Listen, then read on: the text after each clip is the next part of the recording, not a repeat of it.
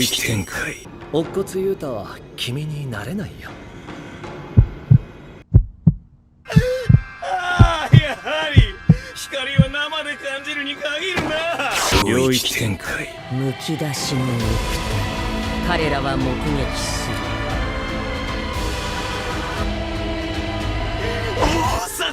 Au pied du mur, devant ses yeux, Sukuna n'a pas seulement vu le fantôme de Gojo, mais bien un nouvel être s'éveiller. Gojo Satoru n'est plus, mais celui qui se dresse devant lui en est digne. En brisant un tabou, il est devenu un monstre. Et en ayant tout abandonné, il est désormais capable de côtoyer les plus grands. Bah, au revoir Yuji, hein. Le plan ultime, est-ce que c'est vraiment terminé pour Kenjaku? Le développement de Gojo ainsi que sa dernière chance pour revenir, théorie. Et surtout, le développement du personnage le plus humain de Jujutsu Kaisen, devenu un monstre. On parle de tout ça.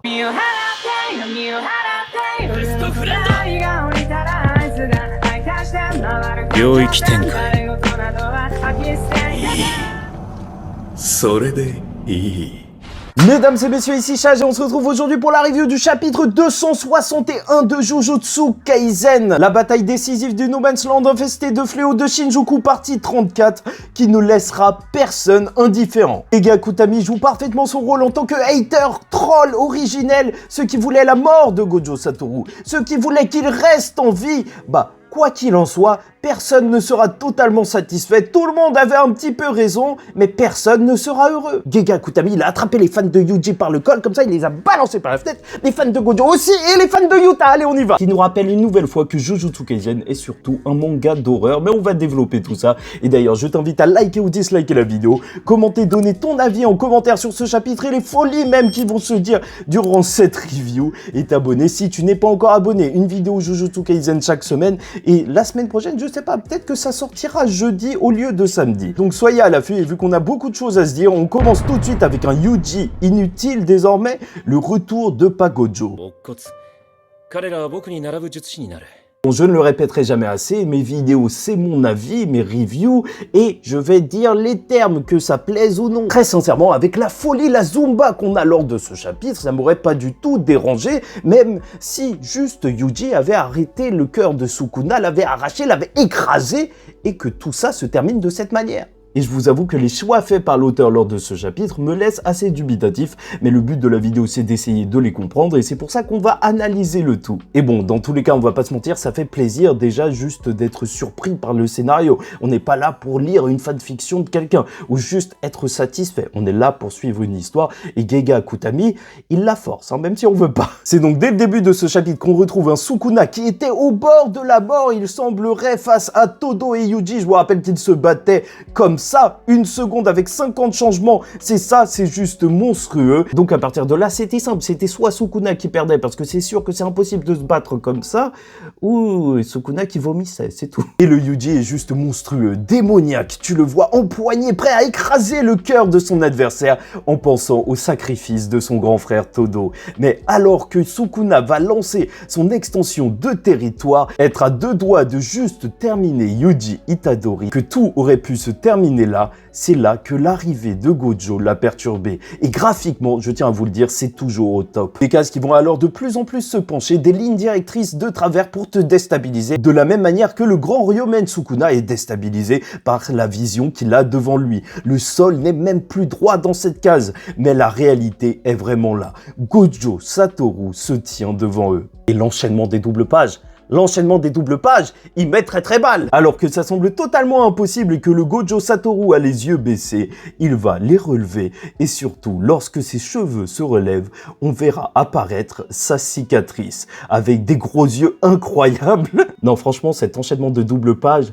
c'est terrifiant et légendaire à la fois parce que ça marquera l'histoire. C'est un retour de folie terrifiant. Sukuna est choqué mais va sourire, il va défoncer Yuji, le lancer comme un vieux sac à patates, allez dégage! Tout simplement crier en se disant qu'il ne savait pas que Yuta Okkotsu était capable d'aller aussi loin. Et ça me fume tellement de voir que le Yuji qui était sur le point d'écraser Sukuna, il devait se dire ouais je vais gagner, il se retrouve comme ça par terre, ah qu'est-ce qui se passe? Et dans un certain sens il faut se dire que bien sûr Sukuna là est hyper excité, c'est pour ça qu'il a eu sûrement une poussée d'adrénaline, mais plus que ça du côté de Yuji, lui aussi a dû être choqué. Je vous rappelle qu'il n'a pas été mis au courant du plan évidemment, il devait être à l'écart à cause de la résonance de son âme avec celle de Sukuna, donc personne ne lui avait dit, et voir son sensei apparaître comme ça alors qu'il a été coupé en deux, oui, c'est quand même assez choquant pour te faire balancer dans les airs. C'est un plaisir de voir que Gege Akutami, il a réussi à quand même faire retranscrire une différence graphique par rapport au Gojo Satoru lorsque c'est Yuta qui se trouve à l'intérieur de son corps, parce que bien sûr, tu as ce gros regard mélancolique qui est digne de Yuta, alors que quand tu vois Gojo, lui, c'est un air de fierté qu'il a tout le temps sur lui. C'est bien réalisé et juste graphiquement, on sent le côté dérangeant de retrouver un personnage sans réellement le retrouver. Et oui, on se retrouve dans Jujutsu Gélion. Sukuna drive le corps de Megumi et Yuta, celui de Gojo, c'est un mecha.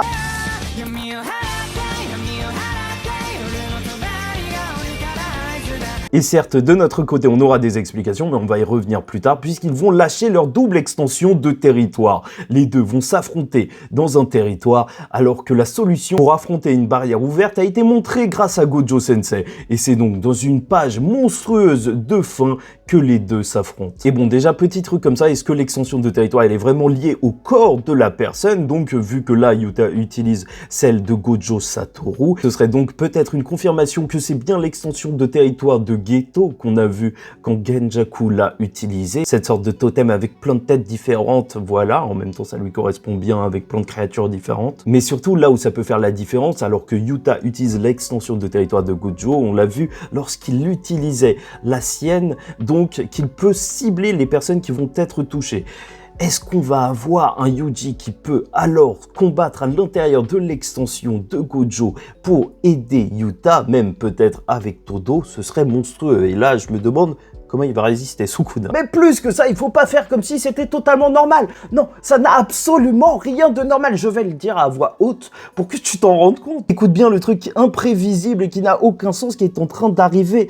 Yuta est dans le corps de Gojo grâce à la technique de Kenjaku en train d'affronter Sukuna. C'est super bizarre. Et en plus, c'est vrai, ça pourrait nous montrer une différence avec Gojo qui était le plus fort seul, mais Yuta qui se battra avec les autres. Tout en laissant, je l'espère, à la fin une ouverture pour Yuji, parce qu'au final, c'est le combat de Yuji. Bref, mais heureusement, lors de ce chapitre, on a quand même une explication, et on y vient. Le retour de Gojo en Yuta, comment ont-ils fait? Et Kenjaku, une mort confirmée? Maki l'avait dit, Yuta était l'assurance de leur réussite. Et même le grand Ryomen Sukuna l'avait vu venir. C'était son plat de résistance, le jeune Yuta. Et donc le plan était clair depuis le début. Si Gojo Satoru meurt, Rika mangera Kenjaku et copiera sa capacité. Tout ça afin d'échanger de corps avec celui du plus fort, étant donné qu'on ne peut pas copier les capacités de Gojo, vu que ce sixième œil est quelque chose de physique. Et surtout, on a une limite temporelle, étant donné que Rika peut complètement se manifester durant seulement 5 minutes. Et c'est durant cette courte période que Yuta peut utiliser sa copie pleinement. Le but de Yuta était donc de prendre la place de Gojo littéralement si quelque chose se passait mal. Et après l'extension de territoire qu'il a tenté en utilisant le sort de l'ange conjointement avec Yuji en tentant de libérer Megumi qui n'a rien fait du tout. Si tu avais bougé, on n'en serait pas là. Puis que Yuta s'est fait découper pour créer une ouverture afin que Maki puisse poignarder le cœur du roi des fléaux, Rika a tenu en vie Yuta. Il a été alors téléporté par Wiwi au centre de soins et c'est là que Nita aura arrêté la blessure de Yuta, sauf qu'il ne peut pas soigner, il peut seulement arrêter les blessures et malheureusement il a été complètement coupé en deux. Même Yuta ne pourrait pas se soigner de ça. Et c'est donc Shoko qui aura préparé le corps de Gojo, l'aura recousu et désormais lui annoncera la procédure. Ils vont changer de corps et à ce moment précis, Yuta devra utiliser son sort d'inversion au maximum pour panser les plaies sur le corps de Gojo. Avec bien sûr le petit sbire Abai qui va rajouter du sucre dans le cerveau de Yuta pour qu'il soit pas trop fatigué avec tout ce sort d'inversion. Le fameux ami glissé de Yuji qui a pour pouvoir de faire des tartates. Je sais pas, ça peut être utile en 20-30 ans avec les hyperglycémies, il peut faire tomber quelqu'un. Mais en réalité, la réelle importance de ce personnage, à mon sens, est de montrer à quel point cette situation est dérangeante, étant donné qu'il sera partant justement pour faire partie de cette équipe de soins, mais c'est là que la transition va se faire avec le moment où ils ont dû le soigner, le corps découpé en deux, le sang de partout, et qu'on le verra juste dégoûté de voir tout ça. Et ça nous rappellera à quel point ce moment est sale, à quel point c'est à la fois glauque et inhumain ce qui est en train d'arriver. C'est une véritable horreur. Ils ont dû découper la tête de Gojo Satoru afin d'échanger les cerveaux et compagnie. Oui, Squeezie va faire un trait d'horreur, moi je te l'annonce. C'est fou de se dire que désormais on a un personnage qui a l'infini, le sixième œil, les capacités de Rika, possiblement avec de la copie, et donc même les sorts de Sukuna, tout ça réuni chez un seul personnage, on dirait que c'est ton petit cousin qui l'a écrit. Bien sûr, on pourrait se demander si Kenjaku est encore en vie, sauf que si Rika a dû manger une partie de son corps, étant donné qu'il était dans le corps de Geto, alors elle a dû manger directement son cerveau, et à partir de là, on peut estimer que c'est complètement terminé. Là où ça me dérange pas véritablement, c'est que pour moi, le combat Yuki-Kenjaku, c'était le sommet du personnage en termes d'affrontement. Et de toute manière, je le voyais mal avoir un véritable affrontement après ça, parce que Takaba, c'est vrai que c'était plutôt un affrontement rigolo, on va dire ça comme ça, étant donné qu'il avait déjà tout lâché face à Yuki, et même on était sorti avec la solution bullshit du « Hey, un trou noir, j'ai l'antigravité, t'inquiète !» Le scénario était trop de son côté, donc qu'il tombe, moi ça me dérange pas. Après, c'est vrai que c'est le mec, normalement, qui a inventé les Horcruxes, les reliques, ou en tout cas qui a transmis la méthode, donc mettre son âme dans un objet pour être réincarné par la suite, donc le voir survivre d'une certaine manière, juste même dans une entité où il pourrait juste parler, raconter sa vie à Yuji, ou même juste voir le monstre qu'il aurait réussi à créer à la fin, bah ouais, ça peut arriver, sait-on jamais. Enfin bref, et on pourrait se dire qu'on a parlé du gros du chapitre, mais en réalité ce chapitre c'est pas plus le retour de Gojo Satoru avec Yuta en son sein que plutôt le développement des deux personnages et une conclusion pour les deux. Et c'est là qu'il va falloir analyser et qu'on peut faire des théories, et j'espère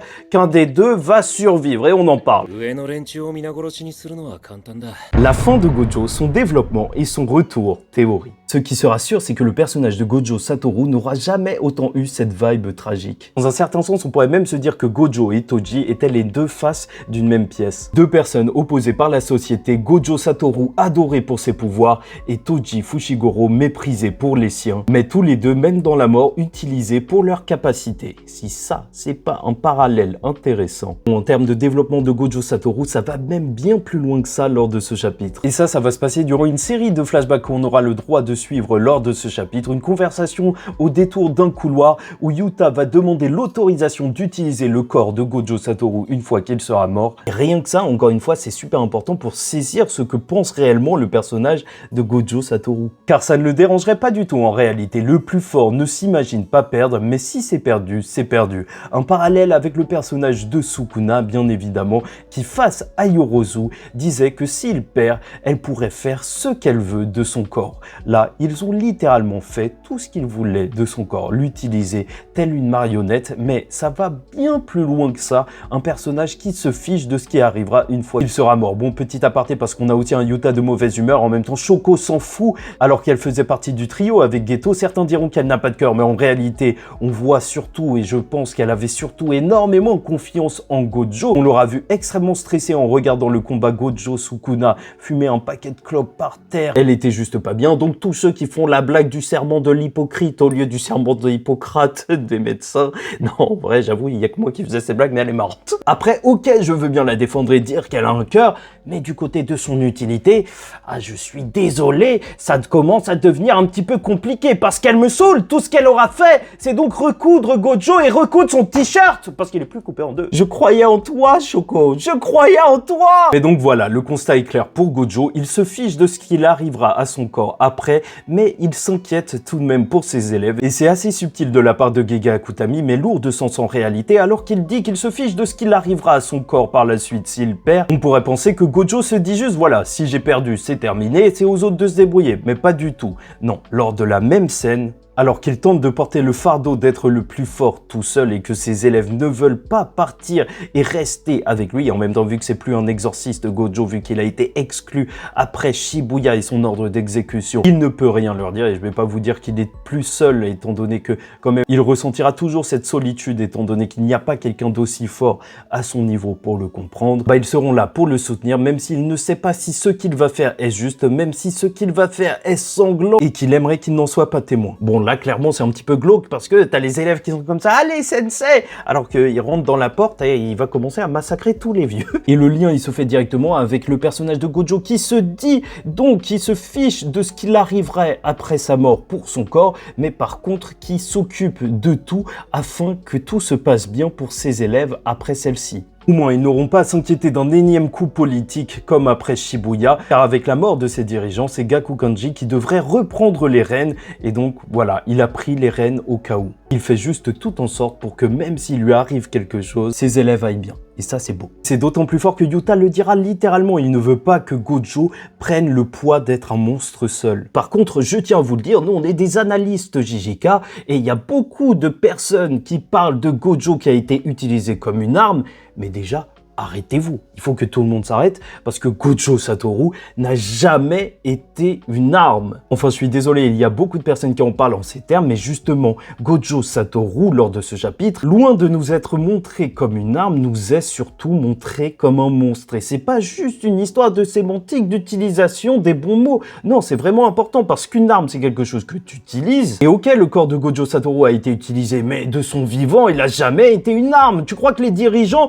ils pouvaient forcer Gojo à faire quelque chose? Non, il ne se soumettrait jamais. C'était lui le plus fort. Bon, ça me rend un petit peu fou parce que Gege Akutami a fait attention d'utiliser les bons mots lors du manga. Non, Gojo Satoru est hors norme, en dehors des normes, et donc un véritable monstre. Et c'est comme ça qu'il faut le considérer. Il était tellement puissant qu'il était informe, il était monstrueux. C'était pas du tout une arme. Personne le voyait comme une arme. Tout le monde avait peur de lui. Très clairement, encore une fois, une arme, c'est quelque chose que tu utilises, alors qu'un monstre, c'est quelque chose d'ingérable. Et c'était ça, Gojo Satoru, de son vivant. Donc dire qu'il a toujours été une arme pour tout le monde, bah déjà, il faut le gérer pour qu'il soit une arme. Mais plus que ça, lors de ce flashback, c'est un Gojo Satoru qu'on aborde totalement différent. Il le dit, je ne peux rien faire à ce propos, à ce moment-là. Donc il repense à la question de Geto et il se dit qu'il a été laissé en arrière. Il n'a pas réussi à rattraper Geto. Pas en termes de nombre de kills, parce que c'est pas ça qu'il recherche, enfin je ne pense pas. Mais moi j'interprète ce petit passage comme le fait que désormais il peut plus comprendre Geto.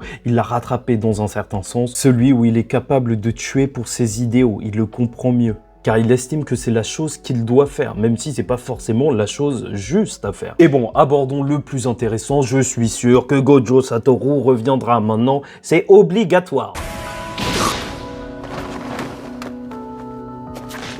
Étant donné que déjà on a une limite de temps, 5 minutes durant lesquelles Yuta pourra contrôler le corps de Gojo. Mais normalement, après, le corps de Gojo ira bien. Et on se rappellera de Shibuya quand même 2 moments où ça nous a été montré, des personnages qui étaient estimés morts, mais avec leur corps en vie. Donc Toji qui avait été réincarné et qui avait pu prendre possession de son corps, vu qu'il n'avait pas d'énergie occulte et que le sort, donc, il a bugué entre guillemets. Et surtout, le Geto qui aura pu faire bouger son corps contrôlé par Kenjaku. Donc, si on ne voit pas le plus fort des exorcistes présents contrôler son corps à nouveau, même juste 1 minute, ce serait bizarre. Très sincèrement, là, on a les foreshadowing qui sont placés, et le personnage de Gojo peut resplendir une dernière fois. Après, je vous avoue que je pense véritablement à un retour momentané, je le vois mal rester longtemps en vie, surtout que là, avec ce flashback, on a eu tellement de développement de personnages pour le personnage de Gojo, et même ce qui va suivre,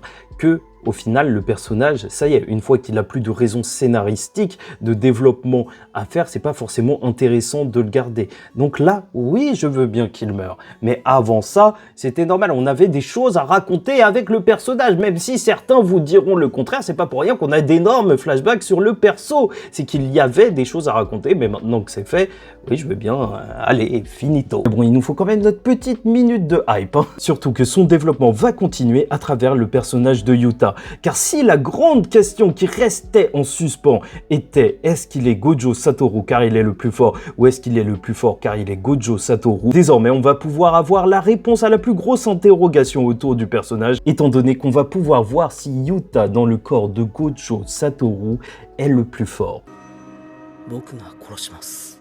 Et donc terminons sur Yuta Okkotsu, va-t-il mourir, l'humain qui a perdu son corps, la théorie sur sa survie. Et très sincèrement, là c'est dur pour moi, parce que certains pensent que moi je suis fan du personnage de Gojo, alors que ceux qui sont là depuis longtemps dans les reviews le savent déjà. Il y a Shozo qui est tombé, mais Yuta, pas Yuta!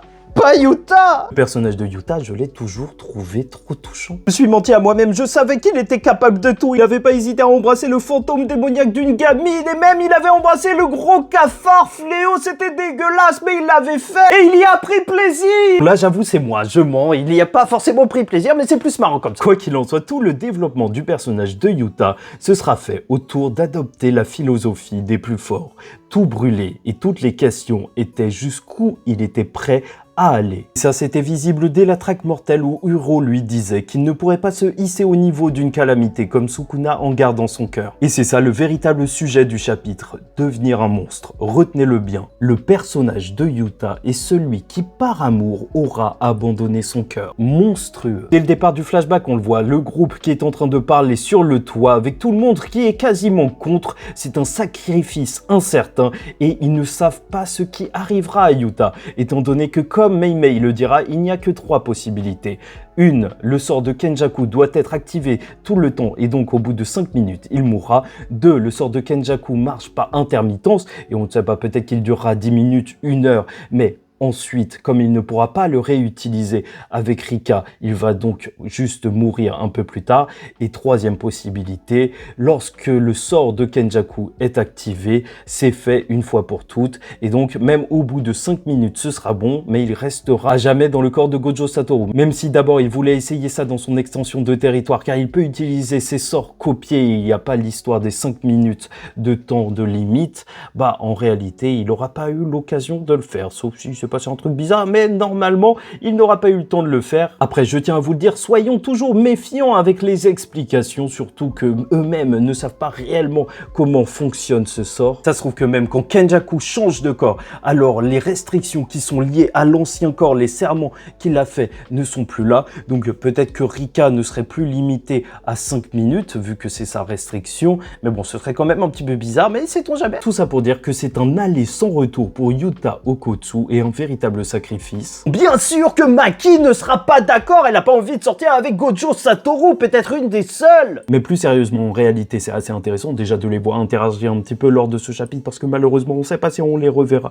plus tard interagir. Mais c'est intéressant parce que Maki, c'est une personne à qui elle tient réellement, Yuta, et surtout, elle a, elle aussi, perdu son humanité il y a un temps. Et peut-être qu'elle ne veut pas qu'il reproduise les mêmes erreurs. Sauf que, comme il le dira, c'est la dernière option. Il veut et il doit tout faire pour supporter le fardeau de Gojo Satoru. Et c'est ça qui est extrêmement intéressant lors de ce chapitre avec le personnage, et c'est pas pour rien qu'on a eu son développement en parallèle de celui de Gojo. Car Yuta est peut-être un des seuls à pouvoir comprendre Gojo, car il est assez fort pour apercevoir, je dis bien apercevoir, pas tout comprendre, mais la malédiction d'être le plus fort. Et c'est peut-être même pire que Kenjaku ce qu'il va faire, parce que Kenjaku prend un corps, fait semblant d'être la personne, mais là, Yuta est directement impliqué. Il tient un Gojo Satoru, il sait ce qu'il va faire, il sait ce que son sensei a dû subir, et il décide quand même de l'utiliser après sa mort. Mais tout ça car il est le seul à pouvoir le faire, lui qui le comprend le mieux, celui qui est peut-être le plus touché par l'histoire de Gojo, et c'est pour ça qu'il décide de se sacrifier et paradoxalement de souiller le corps de son sensei. En réalité, on est vraiment dans une histoire d'exorcisme là, parce que c'est une des choses les plus dérangeantes possibles que d'utiliser le corps d'une personne morte. Je vous rappellerai juste que Kenjaku était connu comme l'exorciste le plus exécrable de l'histoire, et là, Yuta utilise son sort. En même temps, c'est là que c'est intéressant. A-t-il tort? Parce que c'est vrai, comme il le dira, ils sont face à Sukuna, le plus puissant de l'histoire. Et s'ils ont une chance de perdre leur humanité, mais de réussir, alors ils doivent tout tenter. Et est-ce que devenir un monstre sera un problème, alors que pour lui, Gojo Satoru a dû endosser ce rôle depuis bien trop longtemps? Et si son sensei meurt, quelqu'un devra prendre cette place. Yuta Okkotsu, je vous l'ai toujours dit, a toujours été ce personnage qui prend le fardeau des autres sur ses épaules. Et même c'est assez intéressant de penser à son parcours en parallèle de celui de Shozo, un fléau devenu un humain, voilà, maudit par Yuki pour qu'il vive une vie d'humain, qui se sera sacrifié pour une personne qu'il aime, et là, Yuta qui aura sacrifié sa propre personne, mais même le corps de Gojo, en devenant un véritable monstre pour atteindre ses objectifs. Mais niveau grand tordu, je vous le dis, n'oubliez jamais Yuji qui a mangé ses demi-frères. Et c'était peut-être la suite logique du personnage qui copiait et là termine en devenant quelqu'un d'autre. Et ça aura toujours été la question qui aura gravité autour du personnage de Yuta. Jusqu'où est-il prêt à aller et jusqu'où sa morale l'emmènera? Quand est-ce qu'il arrivera à s'en séparer? Et je trouve que pour ça, on a véritablement un beau chapitre, car c'est dans la continuation du personnage de porter le fardeau de Gojo, de devenir le fameux monstre surpuissant, mais il l'aura fait par amour. Il aura toujours fait le maximum pour son sensei parce qu'il est fort, mais parce qu'il l'aime. Tuer Kenjaku, empêcher son sensei de devoir tuer encore une fois Geto. Alors que Kenjaku, lors du chapitre 90, nous disait que Yuta ne serait pas le prochain Gojo, lors de ce chapitre, 171 chapitres plus tard, il l'est littéralement devenu avec la technique de Kenjaku. Si ça, c'est pas ironique! Après, je vous avoue qu'il y a une intrigue qui me perd un petit peu, je sais pas vers où elle va aller. C'est cette histoire d'origine de Yuta, puisqu'il va parler avec Gojo, lui dire que selon Uro, c'est un Fujiwara, Gojo disait que c'était un Sugawara, voilà, des clans qui étaient en embrouille, les Sugawara liés à Gojo, et là, ils en déduiront que peut-être Yuta fait partie des deux clans. Il est né encore plus chanceux que Gojo Satoru. Et franchement, moi, quand j'ai vu ça, ça m'a foutu un petit peu le seum parce que je me suis dit, bah, j'aurais aimé qu'il développe son propre potentiel. Même si, en réalité, pour les plus forts, voler les corps des autres, apparemment, c'est pas un problème. Sukuna!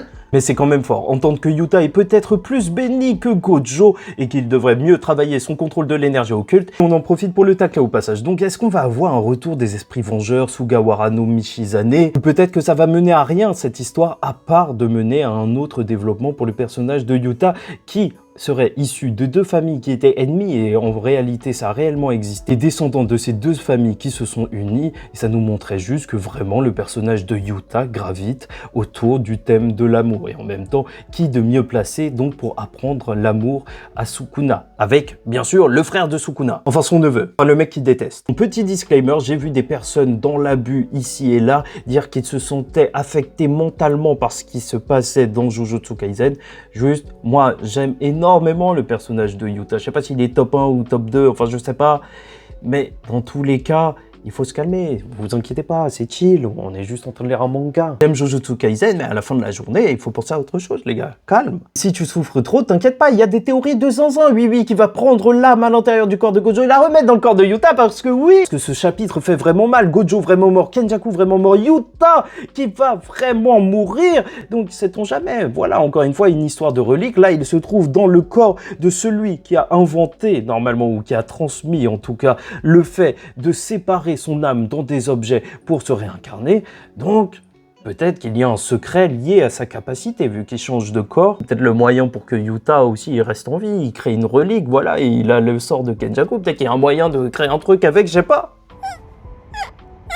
Quoi qu'il en soit, le personnage de Yuta aura été le MVP. Il aura tenté de sauver Megumi à l'intérieur de son extension de territoire. Fait une ouverture pour que Maki vise le cœur. Tout simplement tuer Kenjaku et même pris le corps de Gojo afin d'affronter Sukuna. Bien sûr que je suis dévasté quand je me dis que Rika peut-être qu'on la verra pas exploiter à fond avec une extension de territoire pour un fléau de classe S. Pas de double extension de territoire, les noces funèbres. De fin avec le mariage de Maki et 3 enfants dont une petite fille qui s'appelle Rika. Gegakutami, oui, je voulais voir Gojo, Yuji et Yuta combattre ensemble, mais pas comme ça, pas comme ça. Petit message aux fans de Yuta, il faut juste se rassurer en se disant qu'il terminera au moins avec Rika. Très sincèrement, c'est un chapitre de fou. Il y a eu tellement d'informations, tellement de retournements de situation que mon cerveau a explosé. J'ai l'impression de m'être pris l'extension de territoire de Gojo. Et globalement, le chapitre 261 de Jujutsu Kaisen est un adieu. Non pas au personnage de Gojo confirmé mort ou au personnage de Yuta qui disparaîtra probablement au bout de 5 minutes, mais un adieu à l'humanité. Car Yuta Okkotsu était le seul qui pouvait le faire et est donc devenu un monstre, portant lui aussi le fardeau de son sensei. En dépit de toute morale et au-delà de la raison, il a profané le corps de Gojo Satoru. Il est tout simplement désormais lui. Et il est donc temps de répondre à la grande question. Gojo Satoru est-il le plus fort car il est Gojo ou est-il Gojo car il est le plus fort? Puisque désormais dans ce corps, le plus fort porte indéniablement un nom. Yuta Okkotsu. My best friend!